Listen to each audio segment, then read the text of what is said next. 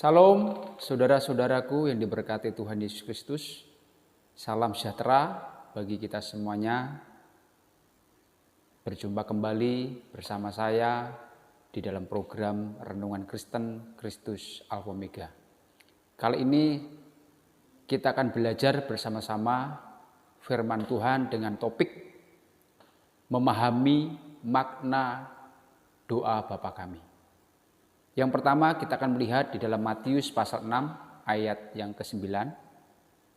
Firman Tuhan berkata demikian, "Karena itu berdoalah demikian, Bapa kami yang di sorga, dikuduskanlah namamu." Bapak, Ibu, Saudaraku yang dikasihi Tuhan, doa Bapa kami adalah doa yang diajarkan oleh Tuhan Yesus Kristus bagi murid-muridnya, bahkan bagi seluruh orang percaya. Kita sebagai orang percaya harus mengerti betul doa yang diajarkan Tuhan Yesus ini. Bahkan kita bukan hanya bisa menghafalkan, bisa mengucapkan dengan lancar, tetapi kita harus mengerti makna yang terkandung di dalam kata-kata doa Bapa kami ini. Nah, kita akan melihat ya makna doa Bapa kami bagian yang pertama, yaitu Bapa kami yang di sorga, dikuduskanlah namamu. Kata Bapa kami yang di sorga, sesungguhnya ini memberikan makna yang sangat penting bagi kita, bahwa sesungguhnya Tuhan kita adalah Allah yang sangat dekat dengan umatnya. Kata Bapa ini menggambarkan satu hubungan yang begitu akrab, hubungan yang begitu dekat. Sama halnya kedekatan antara orang tua dengan anak. Allah di sini digambarkan seperti Bapa, orang tua. Dan Anda, saya adalah anak-anak Allah. Hubungan antara orang tua dan anak itu adalah hubungan yang dekat, hubungan yang akrab, ya. Hubungan yang begitu erat, ya. Seorang bapa sangat mengerti betul apa yang menjadi kebutuhan anak-anaknya. Seorang bapa sangat mengerti betul akan apa yang akan dilakukan anak-anaknya ketika anak-anaknya dalam keadaan sulit, dalam keadaan membutuhkan. Sang bapa akan melakukan yang terbaik, akan memberikan yang terbaik bagi anak-anaknya. Demikian juga dengan Tuhan kita. Dia disebut Bapa. Artinya apa? Dia Allah yang mengerti segala kebutuhan kita. Dia Allah yang peduli dengan masalah kita. Dia Allah yang sanggup menyediakan. Dia Allah yang sanggup memberikan yang terbaik buat anak-anaknya. Bapa itu mengandung arti bahwa dia Allah yang bisa menyediakan yang tidak ada menjadi ada.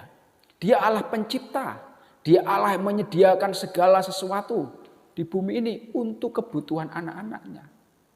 Nah, di sini kita diajar Tuhan untuk kita belajar membangun hubungan yang dekat dengan Allah kita.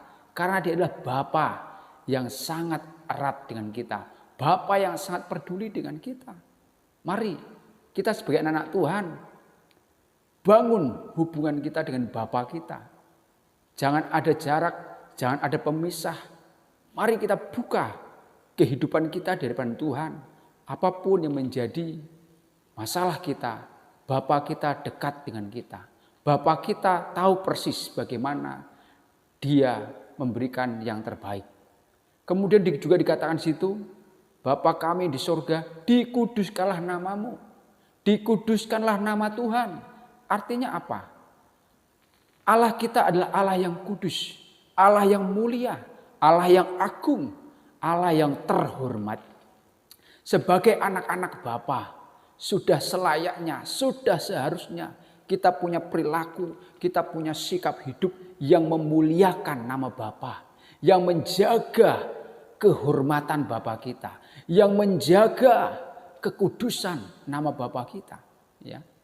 Kita harus bisa memperlakukan Tuhan kita secara terhormat, secara kudus.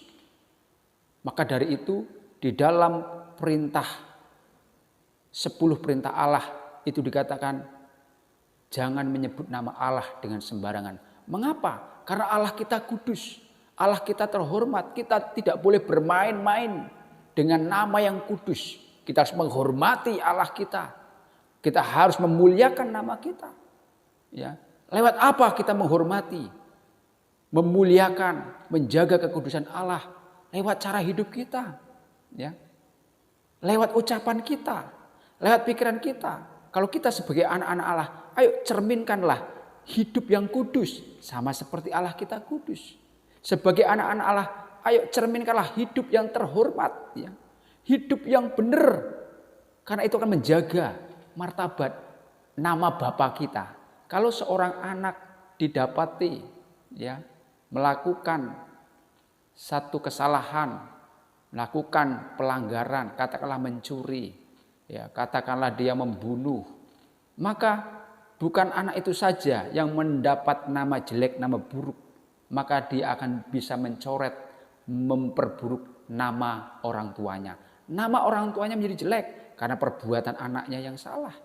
Nama orang tuanya menjadi tidak baik karena pelanggaran, kesalahan anak-anaknya. Demikian juga dengan kehidupan kita. Seringkali tanpa kita sadari, kita tidak menguduskan nama Tuhan. Kita tidak memuliakan nama Tuhan. Karena apa? Perilaku kita, cara hidup kita tidak menunjukkan anak-anak Allah yang kudus. Anak-anak Allah yang terhormat. Nah, mari Bapak Ibu Saudara yang dikasihi Tuhan, jaga kekudusan nama Tuhan.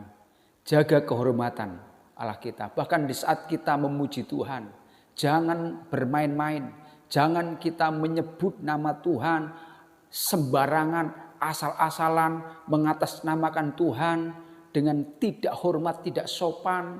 Ya, ketika kita memuji Tuhan, bernyanyi buat Tuhan, bernyanyilah dengan hati yang benar, hati yang sungguh-sungguh. Nama Tuhan tidak untuk dipermainkan, nama Tuhan tidak untuk dibuat main-mainan. Mari kita jaga nama Tuhan kita yang kudus, nama Tuhan yang terhormat. Maka ketika kita bisa hidup baik, hidup benar, berkata-kata benar, maka sesungguhnya kita sedang memuliakan nama Tuhan. Biarlah lewat renungan kita hari ini kita diingatkan Tuhan untuk selalu kita memiliki hubungan yang dekat dengan Bapa dan menjaga kehormatan, kekudusan nama Bapa. Bapa kami yang di sorga, dikuduskanlah namamu. Kita belajar untuk terus menghormati Bapa kita yang begitu dekat dengan kita. Lakukanlah yang terbaik buat Tuhan. Kiranya melalui renungan ini kita diberkati Tuhan. Kita diberkati untuk jadi berkat. Kiranya Tuhan Yesus memberkati kita semuanya. Salam bagi kita semua. Amin.